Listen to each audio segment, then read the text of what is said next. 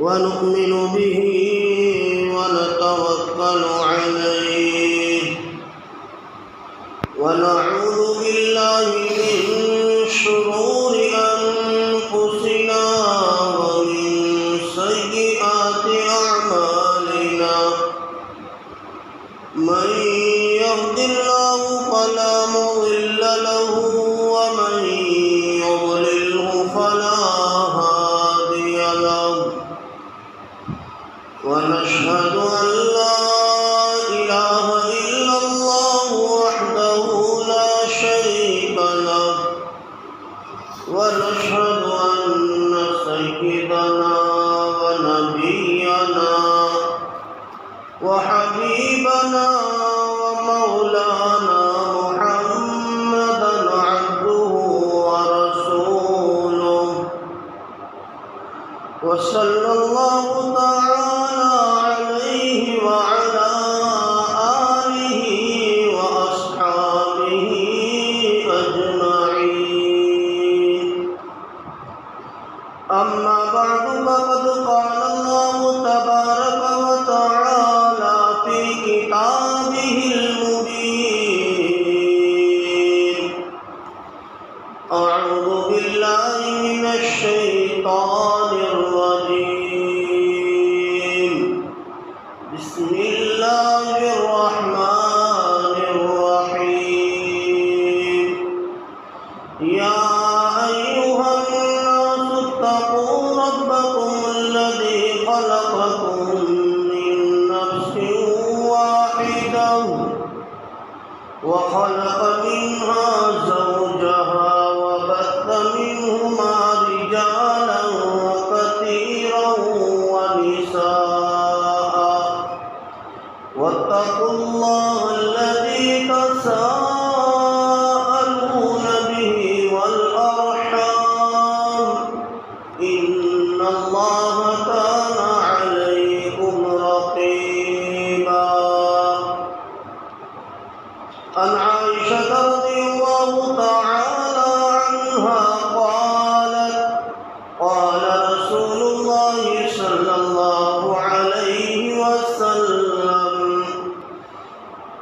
إن أعظم النكاح أيسره مؤونة أو كما قال عليه الصلاة والسلام رواه الترمذي صدق الله العظيم وصدق رسوله النبي الكريم اللهم صل على محمد وعلى آل محمد في أول كلامنا وصل على محمد وعلى آل محمد في أوسط كلامنا وصل على محمد وعلى آل محمد في آخر كلامنا سبحان ربك رب العزة عما يصفون وسلام على المرسلين والحمد لله رب العالمين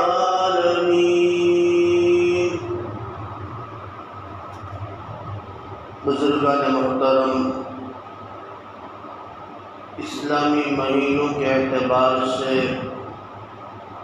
تیسرا مہینہ ربیع الاول کا شروع ہو چکا۔ آج ربیع الاول کی پہلی چاند ہے، پہلی تاریخ ہے۔ اس مہینے کی مناسبت سے عامتاً سیرت کے عنوان بیان کیے جاتے ہیں، تو انہی سیرت میں سے پیارے آقا صلی اللہ علیہ وسلم نے خود نکاح کیا بھی، اپنے صحابہ کا پڑھایا بھی، اپنی لخت جگر کا بھی نکاح کر کے بتایا کہ یہ بھی ایک سیرت کا حصہ ہے۔ آپ کی ولادت سے پہلے کے واقعات، اس سے پہلے کے کچھ ایسی چیزیں کہ جو آپ کی بعثت کے اوپر دلالت کرتی ہیں، اس طریقے سے آپ کا مکہ کے اندر نبوت سے پہلے صادق و امین ہونا، پھر آپ کا بکریاں چرانا اور پھر آپ کا تجارت کرنا، آپ کو نبوت کا ملنا، نبوت کے بعد مکہ کے اندر حالات کا جھیلنا، بیٹیوں کی طلاق کو برداشت کرنا، یہ تمام کی تمام چیزیں سیرت ہی سیرت۔ پھر اس کے بعد بالآخر آپ کو ہجرت کے اوپر جب مجبور کر دیا، رب کریم نے اجازت عطا فرمائی کہ آپ ہجرت کر جائیں، تو آپ کا مدینے کی طرف ہجرت کرنا، پھر وہاں سے اسلام کو غلبہ حاصل ہوا اور اس کے بعد غزوات ہوئے، بالآخر حجۃ الوداع ہوا اور پیارے آقا صلی اللہ علیہ وسلم 63 سالہ زندگی کو گزار کر اس دنیا سے پردہ فرما گئے۔ اس 63 سالہ زندگی میں نبوت سے پہلے کے 40 سال وہ ہیں کہ جو آپ نے اپنے اخلاق سے، اپنے کردار سے، اپنے آنے جانے سے، اپنے معاملات سے، اپنی معاشرت سے لوگوں کے اندر اچھی چیزیں پہنچائی۔ اور لیکن جب اللہ کے نبی صلی اللہ علیہ وسلم کو نبوت سے سرفراز کیا گیا، اب ان کے اوپر ایک ذمہ داری عائد ہو گئی، رب کریم کی طرف سے ایک ذمہ داری ڈالی گئی کہ آپ کو ان کے لیے معلم بنا کر بھیجا گیا ہے، آپ کو ان کو سب کچھ سکھانا ہے، آپ ان کو جیسے نماز سکھائیں گے، روزہ سکھائیں گے، حج سکھائیں گے، زکوٰۃ کے احکام بتائیں گے، جس طریقے سے آپ ان کو عبادات سکھائیں گے، ایسے ہی ان کے معاملات، ان کی معاشرت، وہ بھی آپ ہی کے ذمے ہیں، آپ ہی کو انہیں تعلیم دینی ہے کہ یہ اپنے معاملات کس طریقے سے کریں گے، اپنی معاشرت کیسے گزاریں گے۔ تو اسی میں سے ایک ہے نکاح۔ آج چونکہ نماز کے بعد نکاح کی مجلس ہے تو سوچا کہ کچھ اسی کے اوپر بات ہو جائے کہ اللہ تعالیٰ اپنے بندوں کو خوشی کے مواقع عطا کرتا ہے۔ بہت سی مرتبہ انسان کو دل کو جو چیز لگتی ہے، بھاتی ہے، اگر وہ چیز اس کو مل جاتی ہے تو گویا اس کی وہ خوشی کا دن ہوتا ہے۔ تو یہ شادی بیاہ، نکاح، یہ بھی ایک خوشی کا موقع ہوتا ہے۔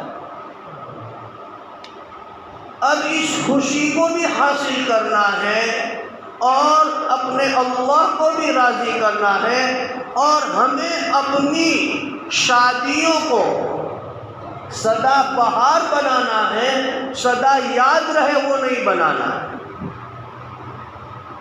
اپنی شادیوں کو سدا بہار بنانا ہے۔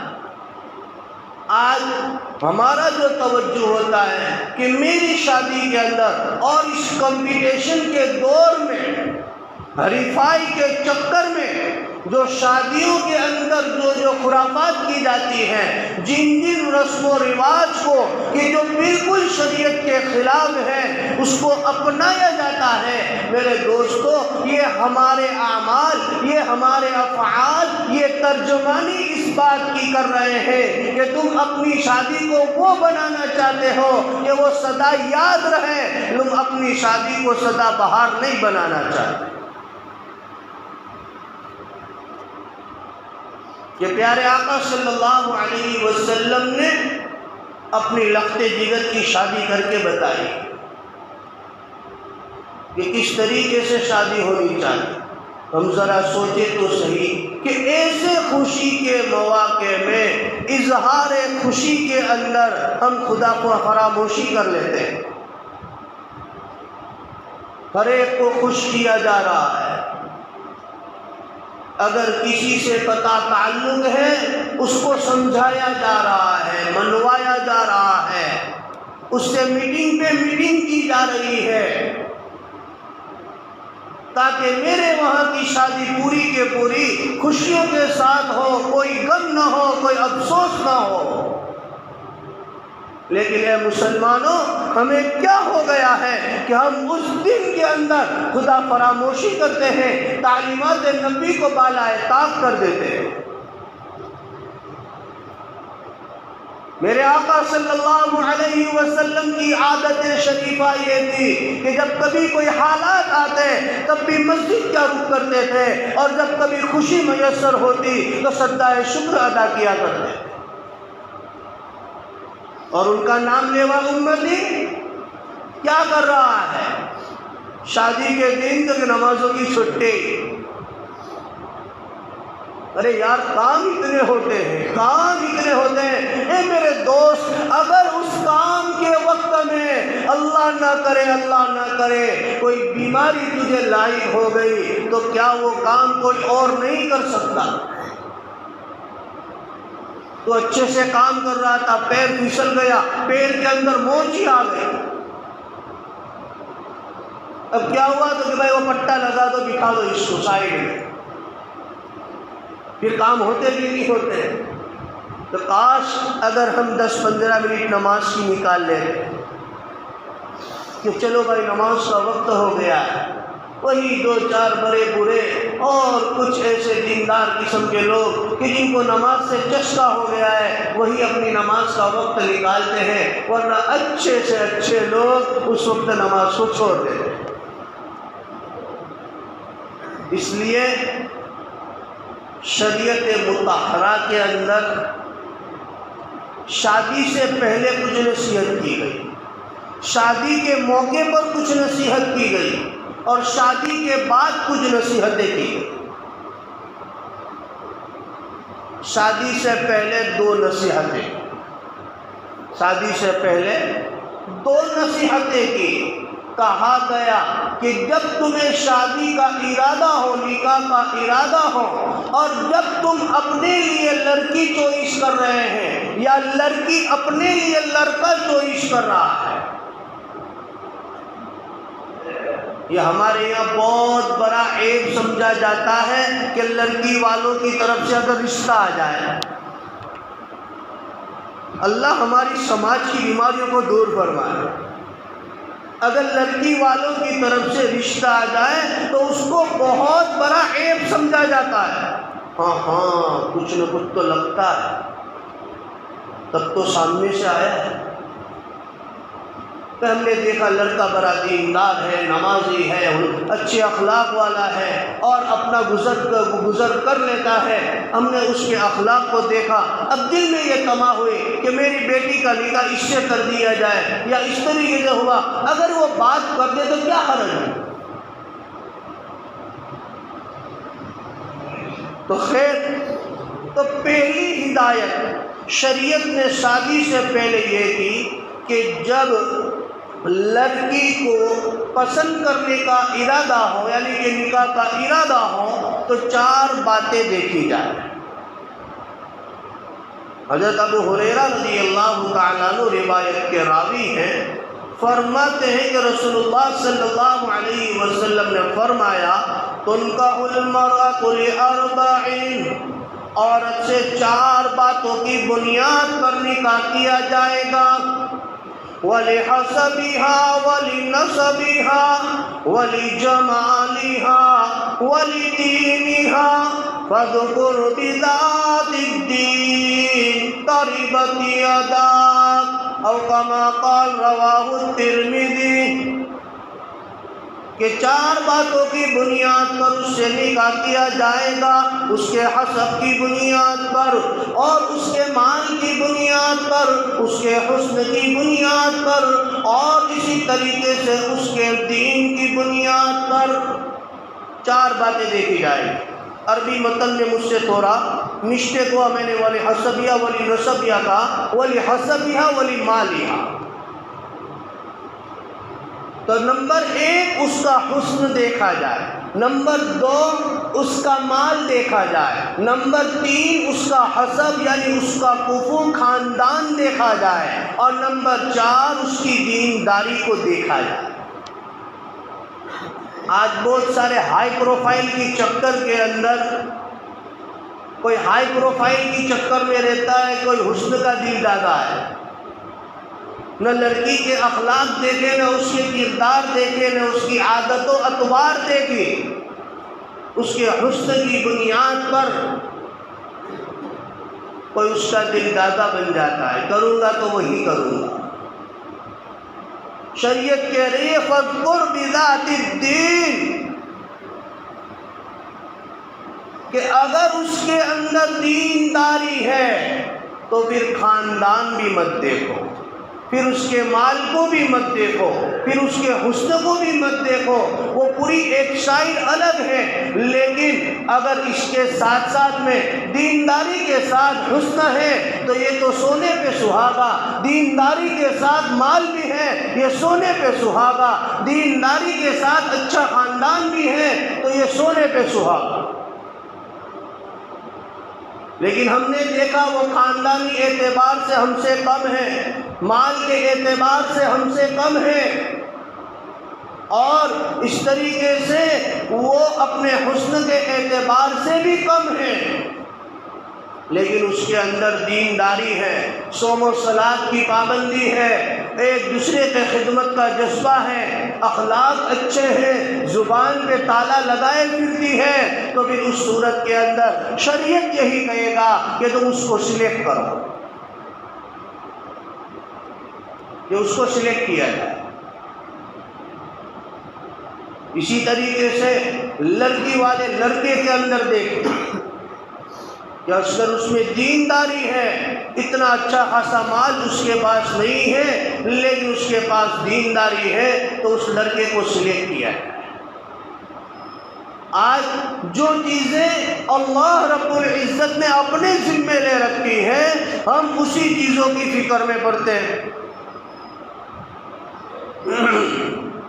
ٹھیک ہے، اسبابی اعتبار سے کچھ باتیں سوچنی بھی چاہیے، کچھ باتیں دیکھنی بھی چاہیے، لیکن اسی کو ٹارگیٹ کرنا اور اسی کو پوائنٹ بنا کر رشتوں کو کینسل کرنا، یہ میرے دوست ہماری عقل مندی نہیں۔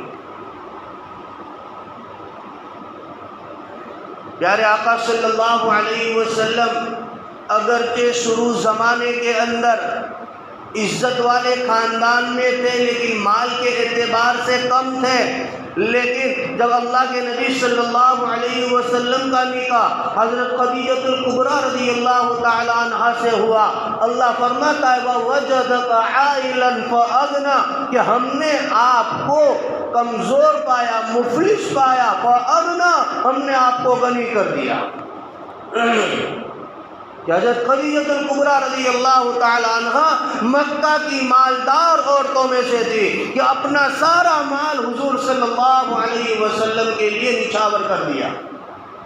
اب آپ تو مالدار بن گئے، ہائی پروفائل کے اندر آ گئے، لیکن اپنے لخت جگر کی بیٹی کا نکاح کر رہے ہیں حضرت علی کرم اللہ وجہہ سے،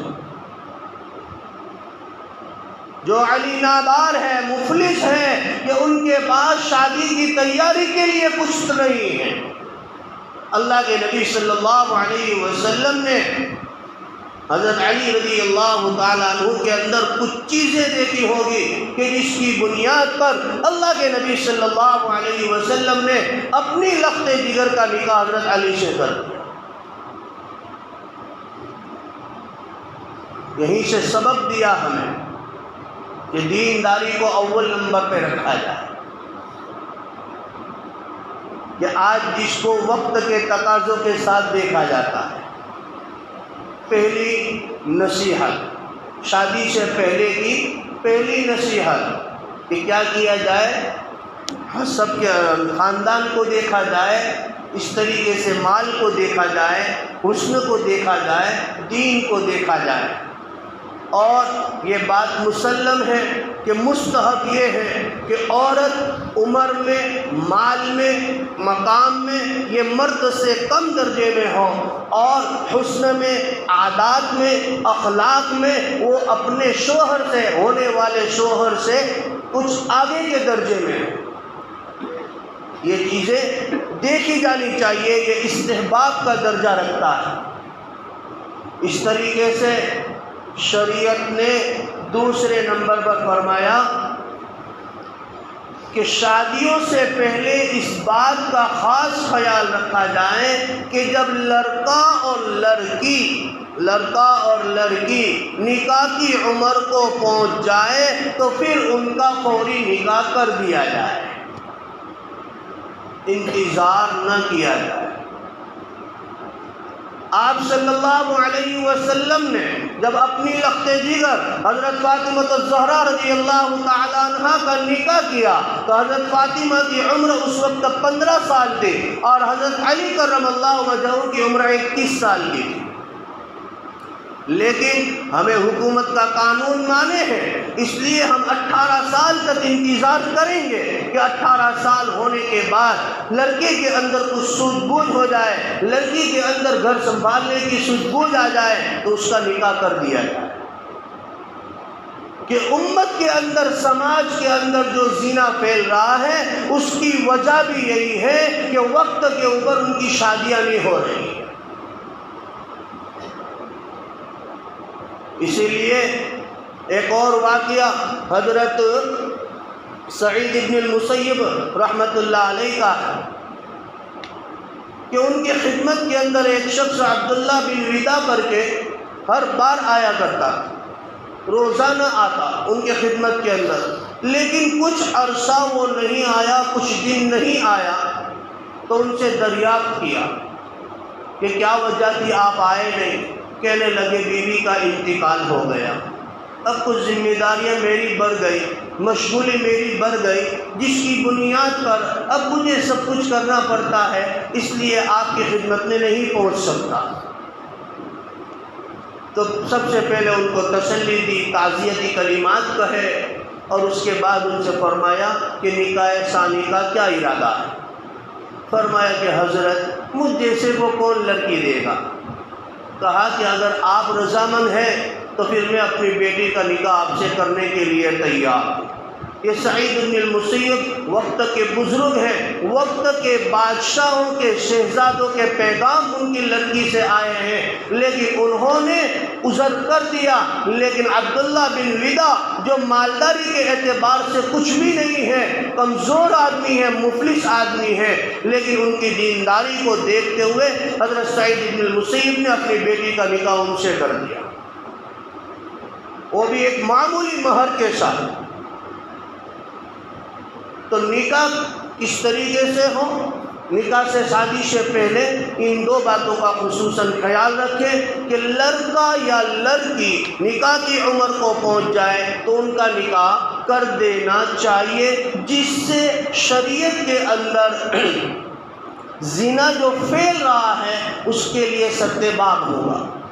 اور اس طریقے سے دوسری خرابی ہمارے یہاں یہ چل رہی ہے کہ مطلقہ عورت ہو یا یہ کہ وہ عورت جس کا شوہر فوت ہو جائے تو اس کے لیے کوئی نکاح کی تجویز نہیں ہوتی،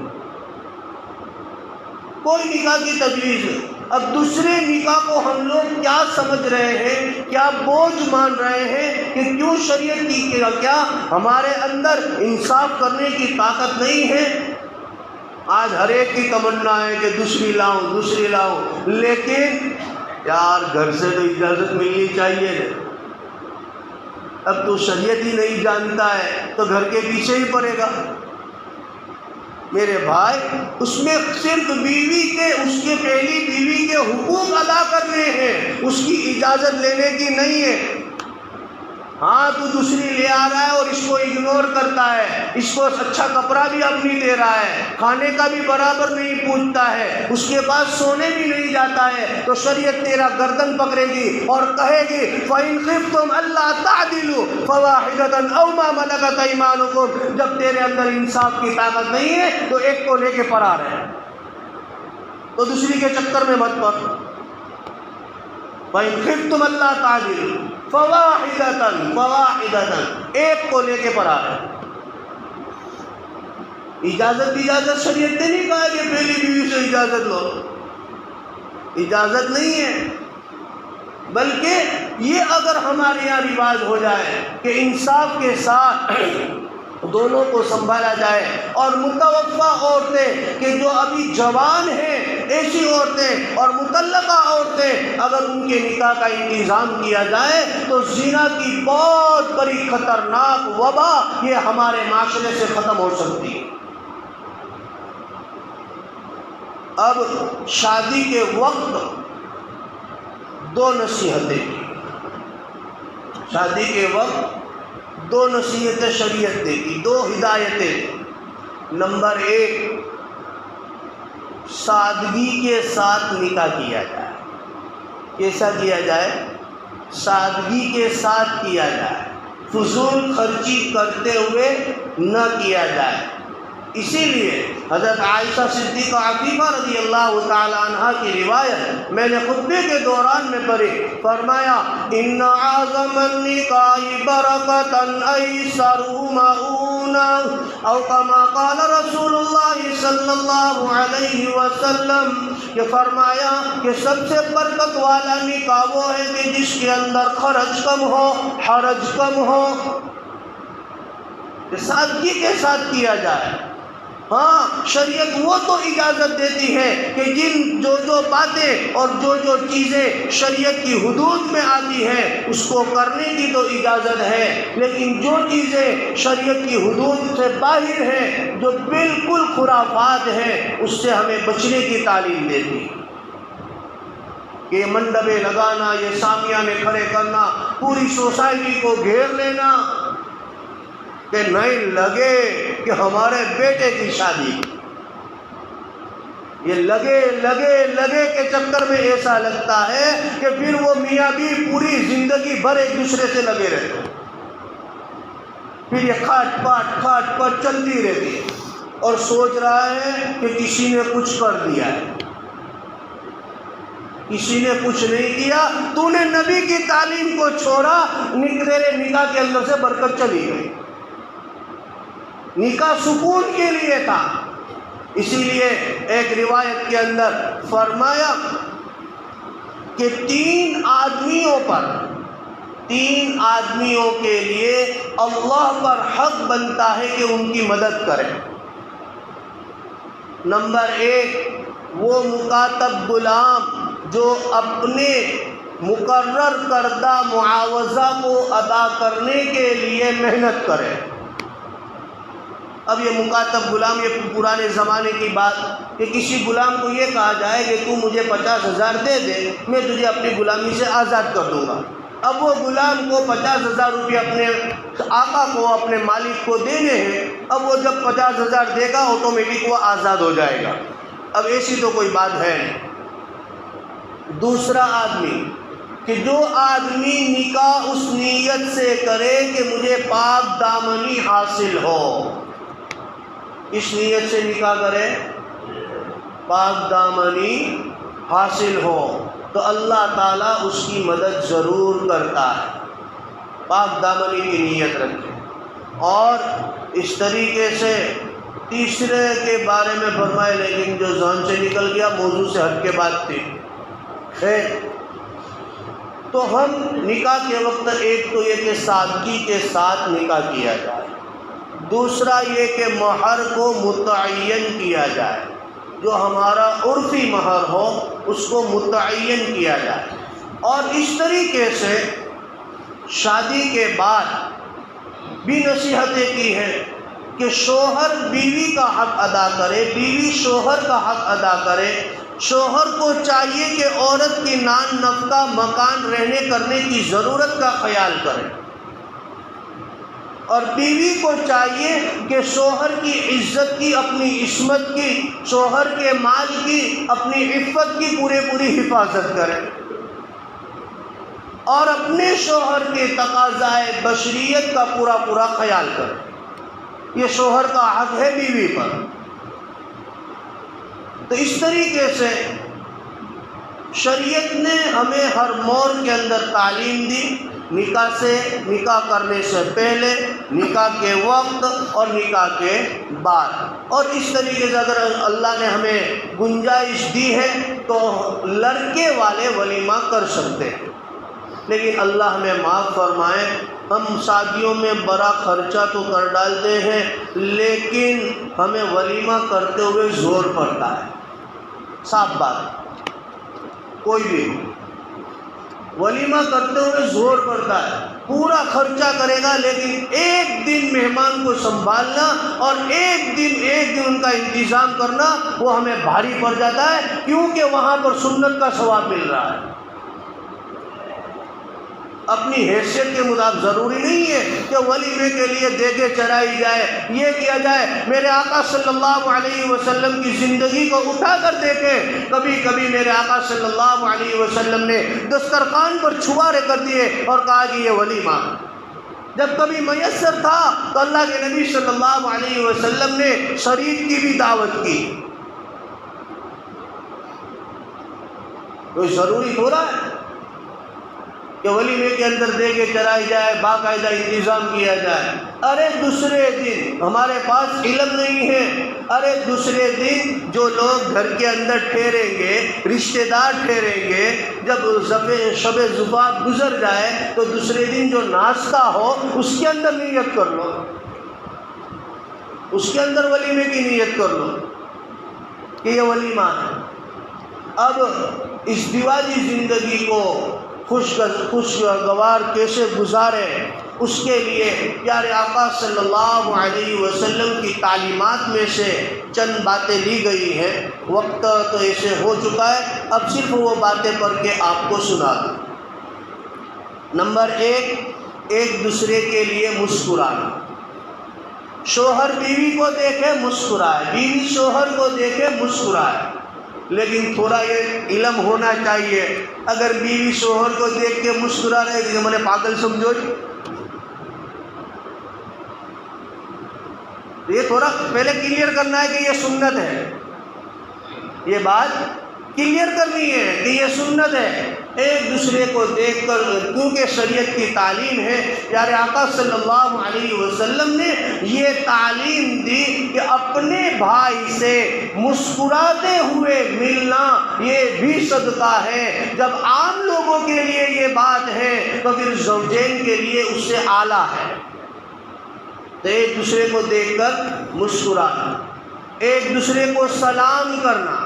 اللہ معاف فرمائے، ہم تو پہلے ہی دن سلام کر دیتے ہیں پوری زندگی بھر کی، اور وہ لڑکی وہ بھی پہلے دن اتنا زور سے جواب دے دے کہ بعد اس کا دوست چھوڑنے آنے والا وہ سن لے تو کہ اس کو بھی اطمینان ہو۔ اب وہ باتیں زیادہ مجمع میں کھولنے کی ضرورت نہیں۔ تو اب یہ باتیں ہیں کہ ایک دوسرے کو سلام کرے۔ عورت کو چاہیے کہ جب بھی اس کا شوہر گھر میں داخل ہو سلام کرے، اس کا جواب دیتے رہے، یہ گھر میں برکت کے نزول کا ذریعہ ہے۔ دوسرا نمبر، ایک دوسرے کے لیے صاف ستھرے رہنا، کپڑے کے اعتبار سے، بدن کے اعتبار سے، منہ کے اعتبار سے وغیرہ۔ حضرت عائشہ صدیقہ عفیفہ رضی اللہ تعالیٰ عنہ فرماتی ہے کہ پیارے آقا صلی اللہ علیہ وسلم اذا دخل بیتہ بدأ بالسواک، کہ جب اللہ کے نبی صلی اللہ علیہ وسلم گھر میں داخل ہوتے تو پہلے مسواک کرتے تھے۔